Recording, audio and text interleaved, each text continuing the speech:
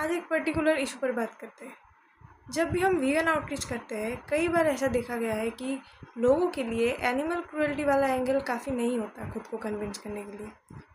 Although people agree कि animal cruelty is wrong, but somehow ये एक इनफ रीज़न नहीं होता वीगनिज़म के मैसेज को अपनाने के लिए। और मोस्टली एनवायरनमेंट वाला एंगल ही एक ऐसी चीज़ होती है जिससे लोग थोड़ा बहुत ही सही लेकिन इस वीगन मैसेज को सीरियसली लेने लगते हैं। समझते हैं ऐसा क्यों? कॉग्निटिव डिसोनेंस एक कंसेप्ट है।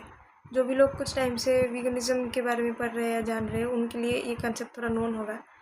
कॉग्निटिव डिसोनेंस उस मेंटल स्टेट को कहते हैं, उस मेंटल डिस्कम्फर्ट वाले स्टेट को कहते हैं जो हम एक्सपीरियंस करते हैं जब हमारे एक्शंस और बिहेवियर हमारे कॉन्शियसली हेल्ड बिलीव्स और वैल्यूज से कॉन्ट्राडिक्ट करें।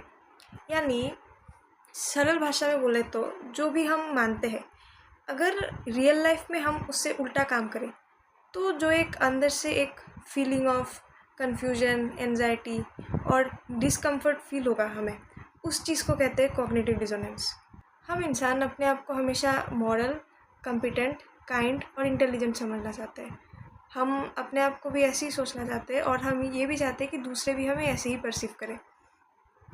इसलिए कोई भी ऐसा इंसान नहीं होगा जो सीधे सीधे क्रूरता और शोषण को समर्थन करेगा। हर कोई यही बोलता है कि क्रूएल्टी नहीं होनी चाहिए और अगर हो रहा है तो ये बहुत गलत हो रहा है। लेकिन ऐसे व्यक्ति के आगे जब हम ये बात रखते हैं कि आपका खाना जहाँ से आ रहा है या फिर आपके लाइफस्टाइल के तमाम बाकी ऐसी चीज़ें जहाँ से आ रहे हैं, उनके पीछे एक बहुत ह्यूज स्केल पर जानवरों का शोषण इन्वॉल्व है, तो इस बात को लोग शुरू में एक्सेप्ट नहीं करना चाहते।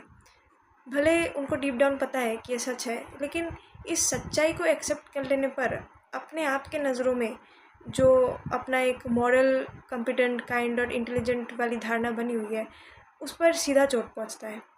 और इसी सेंस ऑफ डिस्कम्फर्ट और एंजाइटी को इंसान अवॉइड करना चाहता है।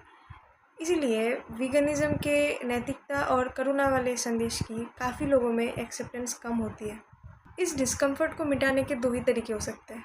पहला तरीका, अपने एक्शंस को अपने बिलीव्स के अकॉर्डिंग बदल देना, जिसका मतलब है अपने पर्सनल हैबिट्स और कंजम्पशन पैटर्न को चेंज करके एनिमल बेस्ड प्रोडक्ट्स को त्याग देना और प्लांट बेस्ड पर शिफ्ट हो जाना। ऐसे हमारे एक्शंस हमारे moral, competent, kind and intelligent वाले सेल्फ इमेज से मेल खाने लगेंगे और हमारा मेंटल डिस्कम्फर्ट दूर हो जाएगा। और दूसरा तरीका है अपने एक्शंस को सेम रखते हुए अपने थॉट्स को ही बदल देना। जैसे कि एनिमल प्रोडक्ट्स का कंजम्पशन कंटिन्यू करते हुए ऐसा सोचना कि ये वीगनिज़म वगैरह तो एक्सट्रीम है, एक कोई नया ही कंसेप्ट है जिसके पीछे कुछ वेले निठल्ले लोग अपना और सबका दिमाग ख़राब कर रहे हैं। जानवर तो होते ही है खाने के लिए, यही नॉर्मल है, हमेशा से होता आ रहा है, हम बचपन से ये करते आ रहे हैं, यही हमारा कल्चर है, एक्सेट्रा एक्सेट्रा।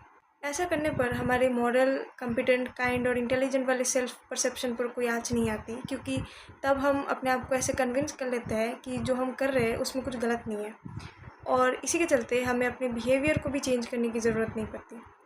तो ये भी एक तरीका है उस मेंटल डिस्कम्फर्ट को दूर करने का। अब जैसा कि हमें समझ आ रहा है, पहला तरीका कंपैरेटिवली मुश्किल है, क्योंकि यहाँ बात आ जाती है अपने कंफर्ट जोन से बाहर निकलने की, जिसके लिए मेहनत और हिम्मत दोनों चाहिए। So most people avoid the पहला तरीका एंड स्ट्रेट चूज द दूसरा तरीका, जो ज़्यादा आसान है। अब इसी कंसेप्ट को हमारे आज के टॉपिक के साथ मिलाकर देखते हैं। जब हम किसी को कहते हैं कि जानवरों को टॉर्चर करना और मारना गलत है, भले उससे हमें टेस्ट प्लेजर मिले या फिर वो कल्चरली एक्सेप्टेड भी क्यों ना हो, ये बात सीधे लोगों के personal habits, cultural identity, belief system और सेल्फ इमेज को जाकर टारगेट करती है, जिससे उनको मेंटल डिस्कम्फर्ट होता है। लेकिन वही जब हम एक एनवायरमेंटल पर्सपेक्टिव से आर्गूमेंट देते हैं कि एनिमल एग्रीकल्चर ह्यूज स्केल पर डिफॉरेस्टेशन, वाटर वेस्टेज और ग्रीन हाउस गैस एमिशंस के लिए जिम्मेदार है, तो ये बात किसी के पर्सनल मोरालिटी को टारगेट करने की जगह एक ब्रॉडर लेवल पे किसी कलेक्टिव सिस्टम का इशू ज़्यादा समझ आता है। तो इसी रीज़न के चलते लोग इस एनवायरनमेंट वाले पर्सपेक्टिव को ज़्यादा आसानी से एक्सेप्ट कर लेते हैं। और दूसरी बात यह है कि वीगनिज़म के एथिकल आर्ग्यूमेंट को एक्सेप्ट करने पर इंसान वहाँ सफ़र करता हुआ एनिमल के पर्सपेक्टिव से सोचने पर मजबूर हो जाता है, और एज ए रिज़ल्ट लंबे समय से चलते आ रहे अपने हैबिट्स को पूरी तरीके से चेंज करने के अलावा उसके पास और कोई चारा नहीं बचता, क्योंकि उसको पता है कि उसके थोड़े से भी कंजम्पशन से वहाँ किसी ना किसी जानवर को बुरी तरह तड़पाया जा रहा है। ऑब्वियसली कई लोग इस तरीके से नहीं सोचना चाहते, इसलिए एनवायरमेंटल आर्ग्यूमेंट को एक्सेप्ट कर लेने से पूरी तरीके से तो नहीं सही, लेकिन अपने कन्वीनियंस के हिसाब से थोड़ा बहुत एडजस्ट कर लेने पर भी इंसान संतुष्ट हो जाता है। जैसे कि रोज़ रोज़ नॉनवेज कंज्यूम करने की जगह हफ्ते में सिर्फ 3 दिन कंज्यूम करना, लोकल एनिमल प्रोड्यूस कंज्यूम करना जिससे एनवायरनमेंट पर ज़्यादा स्ट्रेस ना पड़े, एक्सेट्रा। एनवायरमेंटल आर्ग्यूमेंट की यही फ्लेक्सिबिलिटी लोगों को बेहतर अपील करती है, क्योंकि इससे थोड़े से भी बदलाव से हमको लगता है कि हमने एनवायरनमेंट के लिए कुछ तो अच्छा कर ही दिया है, भले पूरा ना सही। एक बहुत अहम रोल हमारे कल्चर, एजुकेशन और अपब्रिंगिंग का भी आता है। Main stream media, government, schools, ये सब कभी हमें एनिमल राइट्स के बारे में कुछ नहीं सिखाती, कोई मैसेज नहीं देती। हमने हमारी किताबों में climate change, sustainable development, carbon footprints, इन सब के बारे में भर भर के पढ़ा है, और इकोनॉमिक डेवलपमेंट के बारे में भी, जहाँ एनिमल एग्रीकल्चर को इतना बढ़ा चढ़ा के ग्लोरीफाई किया जाता है कि वो फार्मर्स को लाइवलीहुड सिक्योरिटी देती है, न्यूट्रिशनल नीड्स फुलफ़िल करती है और भी कई चीज़ें। तो हमको कभी बचपन से ऐसा सोचने ही नहीं दिया गया कि हर एक पशु एक इंडिविजुअल होता है, जिसकी खुद की एक ज़िंदगी होती है, जिनको दर्द, डर, ये सारे इमोशंस फील होते हैं। हमेशा उनको इंसानों की ही फ़ायदे की चीज़ समझी गई है। इसलिए जब हम एथिक्स और एनिमल राइट्स पर बात करते हैं, तब समझदार से समझदार और पढ़े लिखे व्यक्ति को भी वो सब सुनने में काफ़ी बचकानी बातें लगती है, और हमारे बात पे थोड़ा वज़न तभी पड़ता है जब हम एनिमल एग्रीकल्चर के एनवायरमेंटल साइड को हाईलाइट करते हैं, क्योंकि बचपन से हमको एनवायरनमेंट के बारे में पढ़ाया गया है और ये बताया गया है कि इसके बारे में सोचना, इसके बारे में कंसर्न होना इम्पॉर्टेंट है। तो बात यही है कि इंसान कितना भी पढ़ा लिखा या समझदार बन जाए, कई बार अपने कंडीशनिंग से ऊपर उठना सबसे बड़ा बैरियर बन जाता है towards understanding even the most basic ethical stands. सिर्फ ये बात समझना कि किसी को कष्ट पहुंचाना गलत है। अब last and the most obvious reason, self interest. Environmental argument इंसानों के आत्मरक्षा और सर्वाइवल को अपील करती है, इसलिए इसको ज़्यादा रिलेवेंट माना जाता है। फॉर इंस्टेंस, एनवायरनमेंट को हार्म होने पर सूखा, बाढ़, फूड सिक्योरिटी और मास माइग्रेशन की नौबत आ जाएगी।